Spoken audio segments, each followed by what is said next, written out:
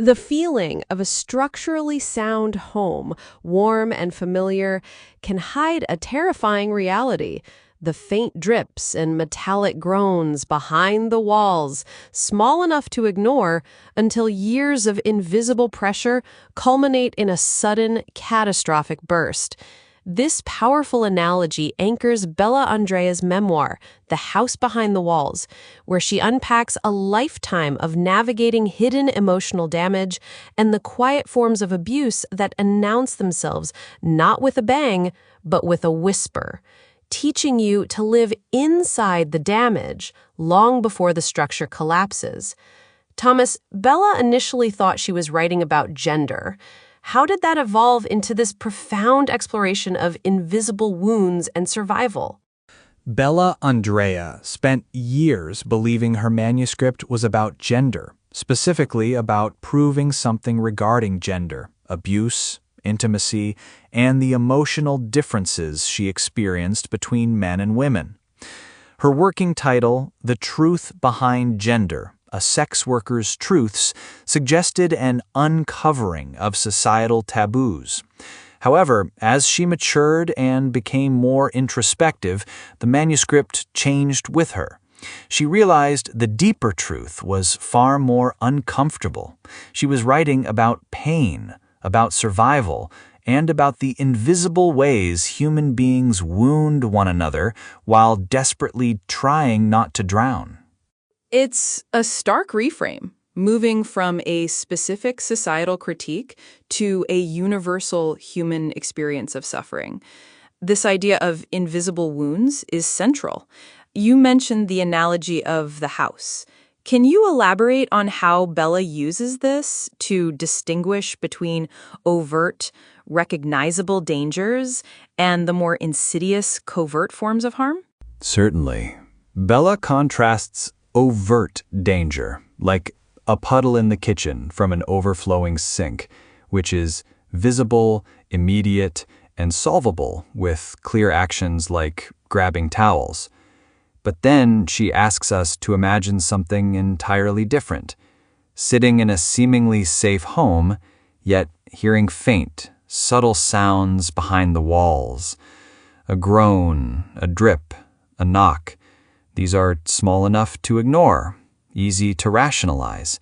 Over time, these sounds become part of life, causing an unconscious adjustment, a constant monitoring of emotional atmosphere, without realizing it.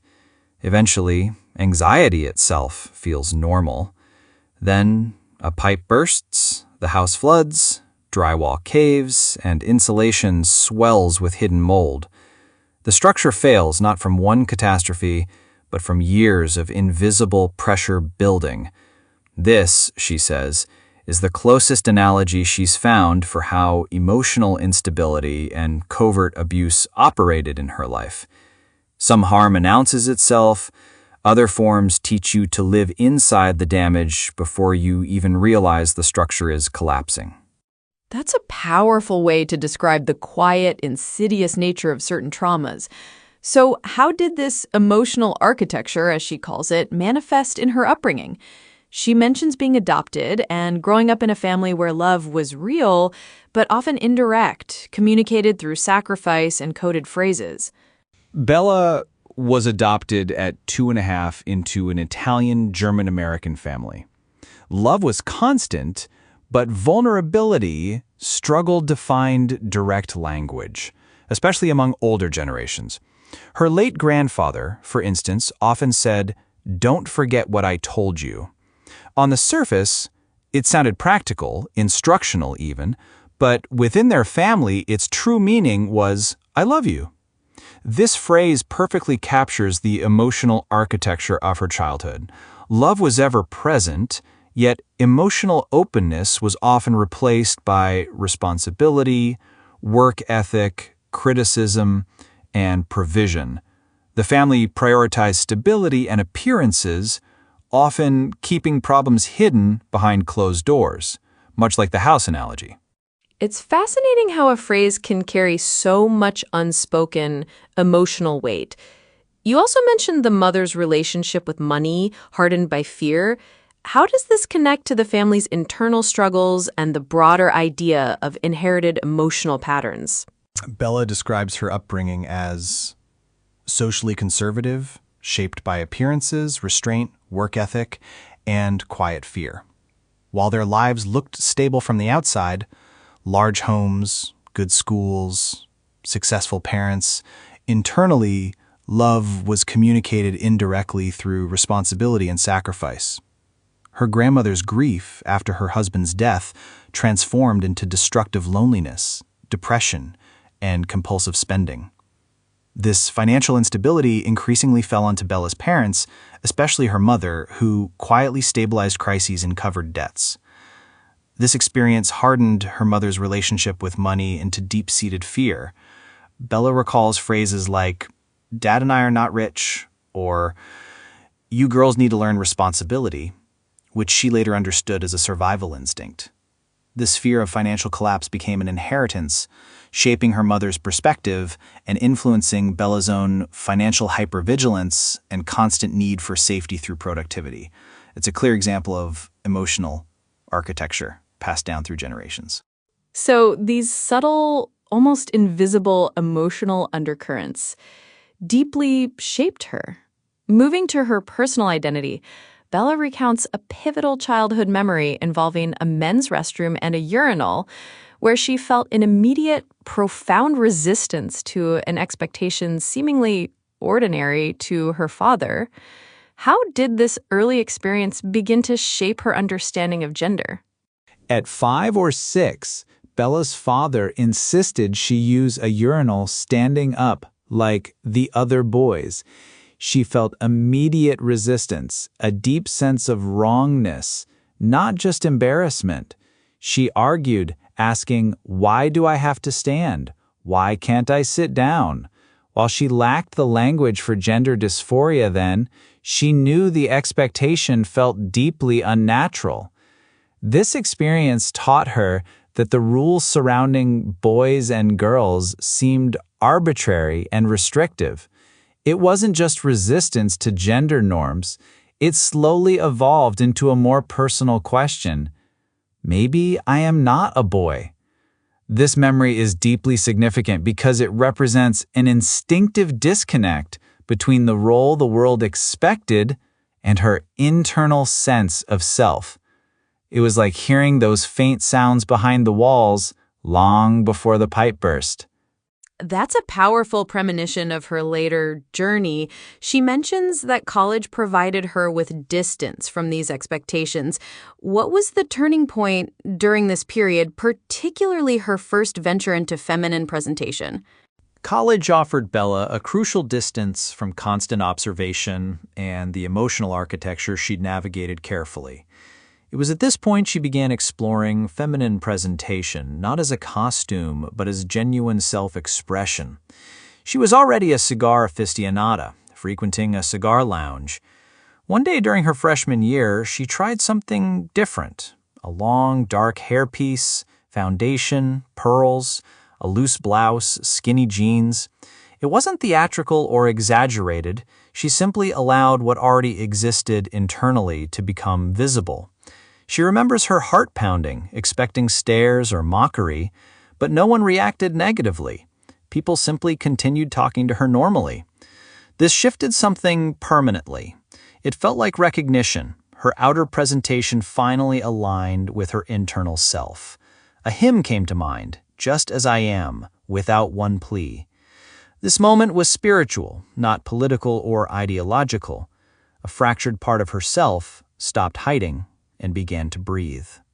That sounds like a moment of profound internal validation. Beyond identity, music also played a crucial role, described as her sanctuary. What was the significance of the grand piano in her life, and how did her parents' inability to fully understand her musical world create another form of disconnect?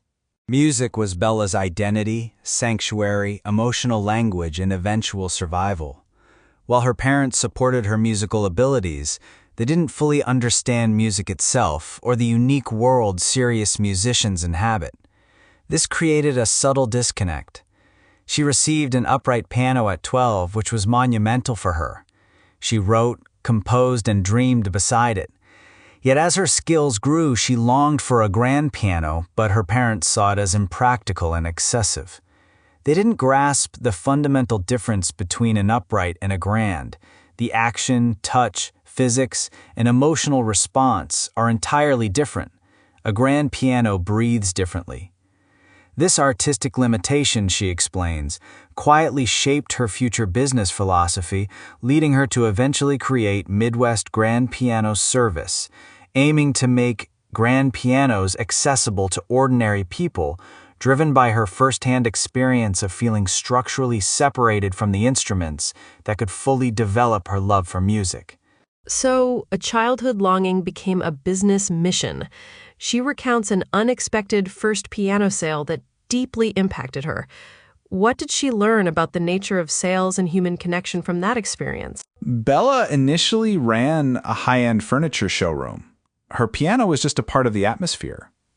Then, a client unexpectedly offered $5,500 for it, much more than she paid. This sale, though initially emotionally difficult because the instrument felt personal, shifted her psychologically. She realized she wanted to understand the instrument itself, its anatomy, mechanics, restoration, and the emotional psychology behind why people connect to certain instruments. This experience taught her a fundamental truth about sales. People rarely buy objects purely rationally. They buy emotional atmosphere, memory, identity, comfort, beauty, possibility, and longing. The piano became the most emotionally powerful object in the room, and she later found that playing How Great Thou Art reliably closed sales, softening people emotionally as they stopped evaluating furniture and started feeling something. She wasn't just selling pianos, she was selling possibility, emotion, and a version of themselves they missed. And she often tried to find just the right kind of piano for the kind of sale she was making. That's a profound insight into commerce and human psychology. Now we must address a more painful part of her journey, the early sexual abuse. She states that her earliest experiences with abuse didn't arrive framed exclusively as fear, but were intertwined with reward. Can you explain the significance of this distinction?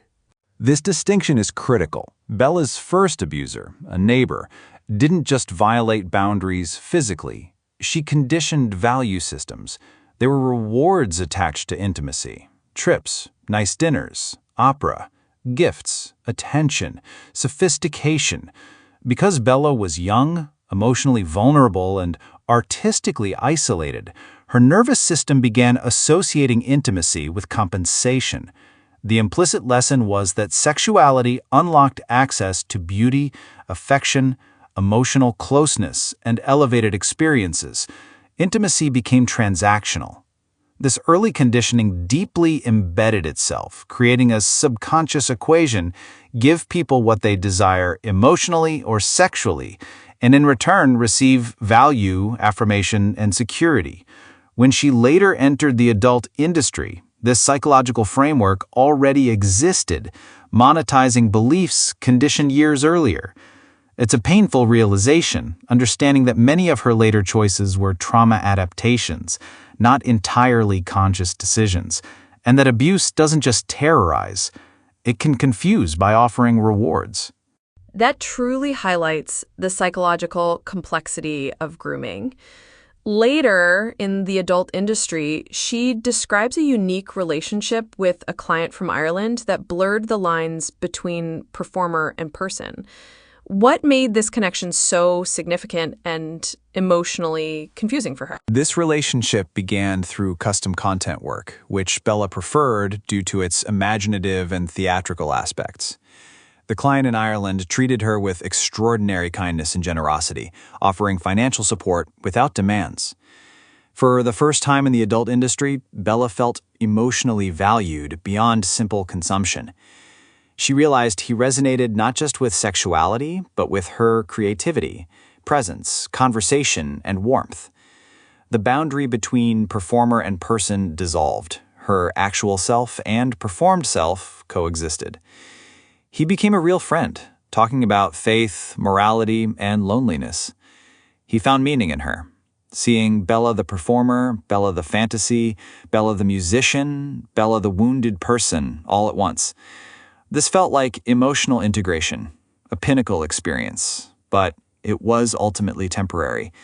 His wife discovered the extent of their financial and emotional intimacy, and communication ended abruptly.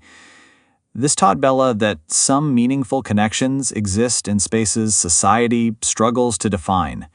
Not fully romantic or transactional, just two lonely people recognizing each other across distance and longing.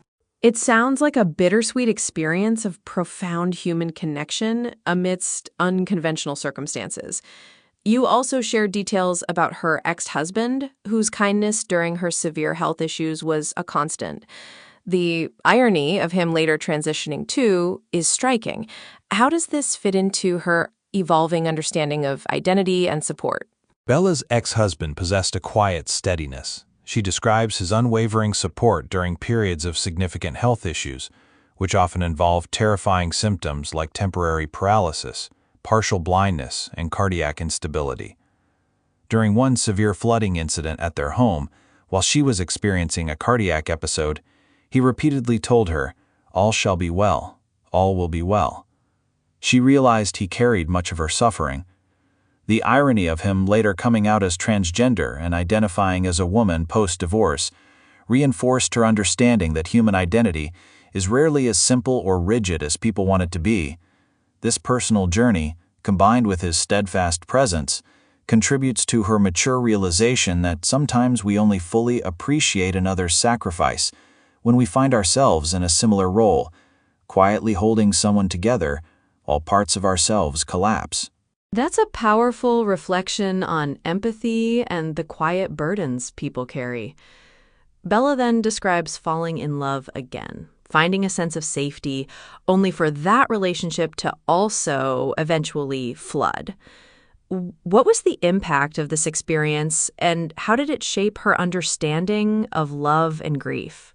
She fell in love almost immediately, drawn to someone who made her laugh and feel emotionally seen, valued, and safe, not performatively or transactionally. This gentleness was profound after years of complicated intimacy. They spent countless nights talking, sharing stories, and finding comfort. She says their traumas recognized each other. This felt like genuine safety, real love, but even that relationship eventually flooded beyond repair. Despite the wreckage, she grieves the person she fell in love with, the woman who made her feel safe enough to exhale. She explains that one of the cruelest aspects of deep love is that even after a relationship collapses, a part of your heart still searches the wreckage for the rooms that once felt warm. She still believes in the woman she loved, emphasizing that the person you mourned can still be alive, making grief profoundly complicated. That's a heartbreaking yet beautiful way to articulate complex grief. Finally, Bella grapples with the idea that her suffering was punishment. How does she ultimately reframe this belief, and what does she conclude about healing and the shared human experience of hidden floating? For a long time, Bella believed her suffering, fractured relationships, financial fear, trauma, was literal punishment, as if the universe was balancing accounts.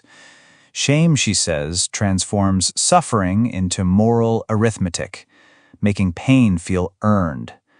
But as she matured, she realized a more difficult truth. Everyone carries hidden flooding somewhere. Her grandmother carried grief, her mother carried fear, her father carried responsibility, her ex-husband carried patience, and her partner carried wounds. No one emerges untouched. She concludes that maturity is realizing humans aren't neatly divided into villains and victims, but are frightened people carrying inherited damage, trying to love correctly despite their own wounds. Healing, she now believes, isn't about certainty or complete peace, but about honesty.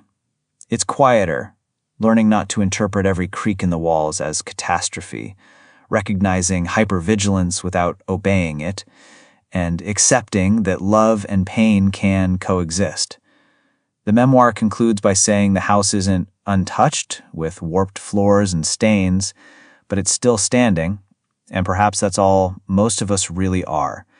Damaged structures trying to let a little light back in.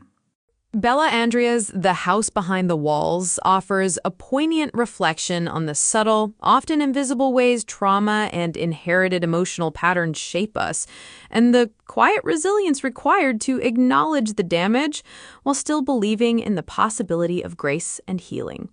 If you found this conversation insightful, please share this episode with someone who might appreciate it.